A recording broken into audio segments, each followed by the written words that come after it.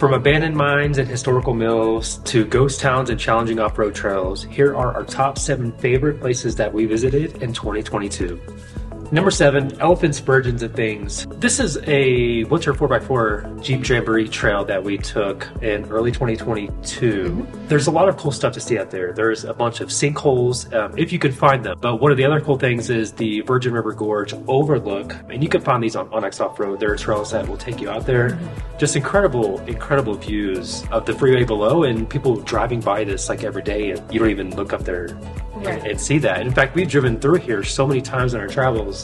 Never once did I realize that there was actual off-road trails located on the mesas above. Right, because I mean, you see like these huge walls and you just don't think, oh, I bet you could drive up there. Right, you sure can. And it is absolutely worth it. There's an elephant arch out there. The elephant arch does actually come up on Google Maps, so you can probably plug it in and make your way up to the arch. I think it's 4 miles one way. Any moderately aggressive SUV, high clearance SUV, that'll make it up there. But the arch is really cool because it looks just like an elephant in the trunk.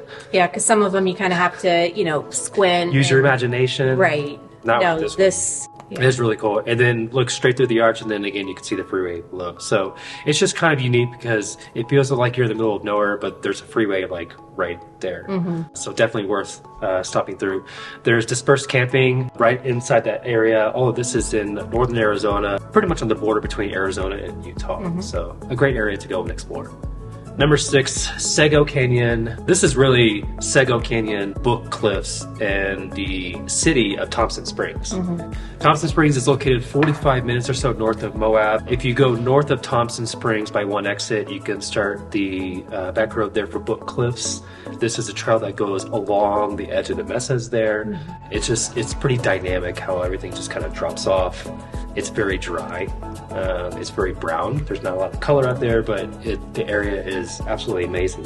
You can take that all the way up to Doug's Point, which gives you an overview of Thompson Springs, and then from there you can go down into the ghost town of Sego. This area was a popular mining town in the 1950s. That flood came through and pretty much wiped everything out. Also on the trail there are petroglyphs, so it's not just, you know, the mining history. The history in that area goes way back. Yeah, there are several spots where you can find just walls and petroglyphs. It's pretty impressive to find that stuff out there in such a far away area. But yeah, you can follow Sego Canyon. It's essentially a wash that you could follow all the way up to about 8,000 feet. It ends at the Ute Reservation, so you have to turn around there, but the scenery changes dramatically. Going from the bottom, which is essentially nothing, no trees, all the way up to essentially pine trees at the very top. And the day we went, it was snowing a little bit, the higher we got in elevation. So you didn't even feel like you were in Utah anymore. Right. It felt like you were completely cross state lines into Colorado or some other state.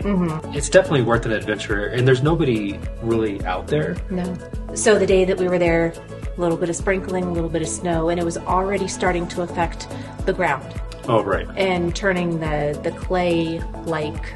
It's very slippery. And you could see other people's tire tracks from when they had come through and rutted things out because, you know, some of those spots are making a turn. It could get a little hairy. So be weather aware. Absolutely. If you're going out there. For sure.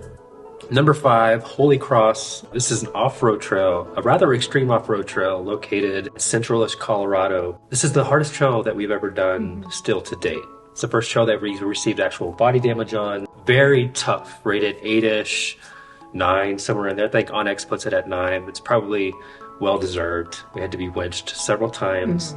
But this path follows all the way up to a 130-year-old ghost town called Holy Cross City. There's not much there anymore. Maybe two buildings left, but it was still really pretty. Very, very pretty because you're at high elevation. You're 10,000 feet. Lots of unique stuff on this trail. Having to cross the river or go through the river, actually. Yeah, you just go very long. For a large portion of it. We got lucky, I think, in that the river was not deep. Right. So we could actually see the rocks in there. Right. So, I mean, we recommend probably 37s, to go on this trail because it's pretty crazy. Yeah, definitely clearance, body armor. Winch. Do not attempt it on your own. Yeah. Yeah, definitely go with the group because this is not something that you want to you want to get stuck out on because there's no service out there. It's very raw, it's very remote. It's in kind of the middle of nowhere, but you'll see lots of wildlife. We saw a moose on the way out. It was definitely a memorable trail, and one I think we'll find ourselves on again in the future. Yeah. Number 4, Champion Mill. This is a old historical mill that you can get to from Honeymoon Gulch, just outside of Leadville, Colorado. Fantastic trail. Yeah. I mean, in the beginning part, there's lots of camping. Then you'll cross over a river, which is a little confusing on how to cross over because right when you get there, there's boulders on the other side. So you kind of have to go off to the right. And then there's a spot that you'll come out. But it was just unique to kind of go across that river because it was, you know, I think it was a foot deep when we went. But I'm sure that does change throughout the year. Right. So something to be aware of. Yeah, definitely. The trail is unique. It is, you know, cramped and treed in for a while. Then you break open into the Alpine area, and you're essentially between two mountains, Mount Massive and Mount Elbert, I believe. And then you trek straight up into like this bowl of high elevation mountains, and then you'll find the mill, which is standing there, I think, for almost 100 years. It has a little help in still standing, but it still has an amazing amount of character. These are the types of places that tug at my heartstrings. The history, the stories, you know, you hear if these walls could talk. To be there in the heyday, the hustle and bustle, you know, the sounds, the smells. It just... And all the old equipment is still there, so it kind of just adds to the whole charisma of the whole place. Right past that, you can branch off and take a road that will get you a better view of Champion Mill, but don't attempt this when it's raining. We tried to do it when it's raining, and that rock is very slippery. Right. And they did get weird pretty quick. Yeah, you eventually run into a series of rock ledges, and it is very slippery, and there's not a whole bunch of places to actually turn around. So if it's raining, don't even cross that river and make your way up. But if it's not raining, then you'll be treated to great views of that area. And with the weather changing, it was raining, it started sprinkling, and the clouds were coming in. So I think it added to the whole mysteriousness of that trail. Definitely worth it. Number 3, Ely, Nevada. This place was cool because it is far eastern Nevada. There's not a whole lot out there. It's out near Great Basin National Park. We were camped at Patterson Pass Campground, and when I say it's out in the middle of nowhere, there's nothing to an hour north or nothing an hour south. Just, again, nothing but raw, remote, lots of old paths to go off and explore. We found ourselves out and exploring one day and stumbled across an old mine that wasn't even on Google Maps. And this mine was really cool because half the buildings were ripped apart. Well, it almost seemed to me like, you know, after years of having been out there, the roof started to get a little weak, and the weight of the snow seemed to push it down. Yeah. Because you could still see parts of the roof inside the building. Yeah. Kind of covering up some of the stuff in there. Yeah, it was just really strange because this building, you know, lots of old documents, some of them really as recent as the 90s, but lots of core samples from them testing out the ore and trying to find stuff. It was just very strange to have the shelves full of the core samples, and then the roof is ripped off, and then you can see the Green Mountain and the snow behind it. But there's lots of cool stuff in the area. There's the war charcoal ovens where they used to smelt the ore for those, for the mines, you know, 100 or so years ago. It's just weird to see these series of ovens just sitting in the middle of nowhere. And one of the other cool things about this place is that there's nobody out there. Right. It's very remote. Be sure you're stocked up on gas, groceries. You can find some things in the town of Ely. You won't find a big grocery store. You won't find a Walmart or a Target for 150 miles in either direction, but lots of great stuff there. If you have time, be sure to check out the Nevada Railway Museum, which is in Ely, Nevada. That was a highlight for me, for sure. Just to kind of wander, and you come across these old shops, essentially, where they are still in there working on the trains. 100-year-old carts. Yeah, restoring, and it was such a cool place to be. It was. It's like hundreds of acres, and you're able to just freely roam, walking over old tracks, seeing the old buildings, and seeing old like snow plow removal locomotive trains. Yeah. It's incredible to really walk around there. And we were kind of tiptoeing around some of the buildings, and one of the workers saw us, and he said, "Hey, you guys can come in and walk around. Feel free to come on in."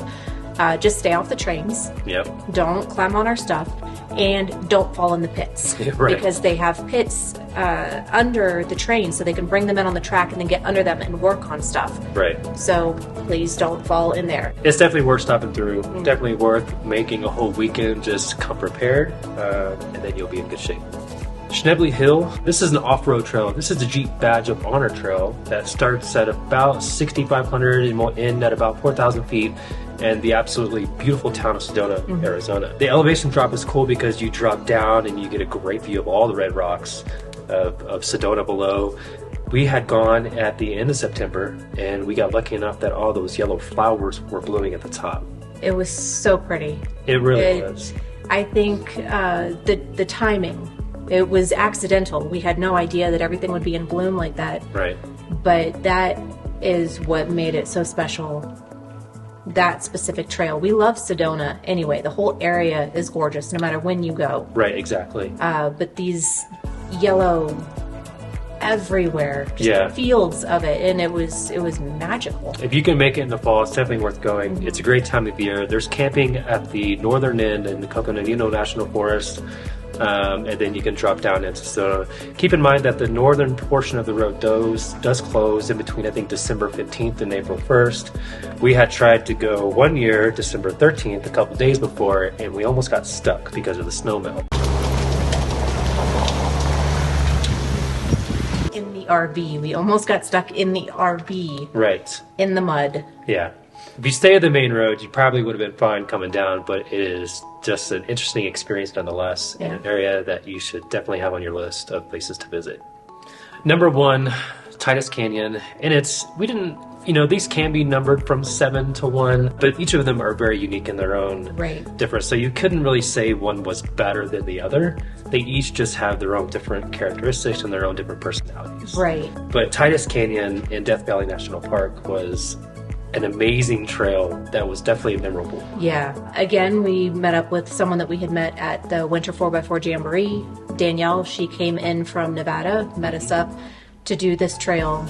She had done it before, so she already knew what we were getting into, but she kind of left some of it out so that we could be amazed by our first time through it. And we were. We didn't expect the elevation climb. First part takes you up to Red Pass, absolutely beautiful red rocks, and then you crest over the pass, and then you're into like this mountainous valley where there's a little ghost town of Leadville up there.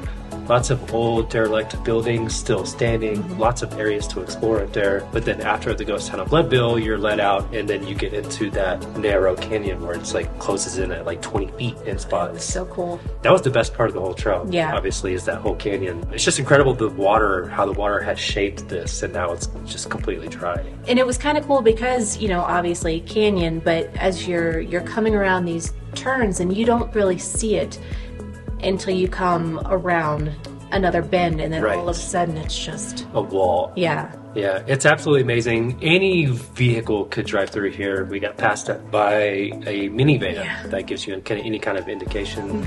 But the end of it is, like you say, the best part. Then it just dumps out into Death Valley, into the nothingness. No, it's kind of interesting to have that dynamicness of that water car canyon, only to dump out into the nothingness of Death Valley. So come prepared. Don't try it in the summer.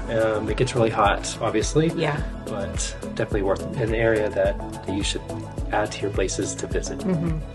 So that was it. That was our top 7 favorite places. Now we need some more top favorite places to fill in 2023. Yes. So if you have any ideas or suggestions for where we should go. Bonus points for history. Yes. Absolutely. Must have a history. That way we can have a great story to tell. So let us know in the comments below of any of your favorite places. And until then, we'll see you on the next episode.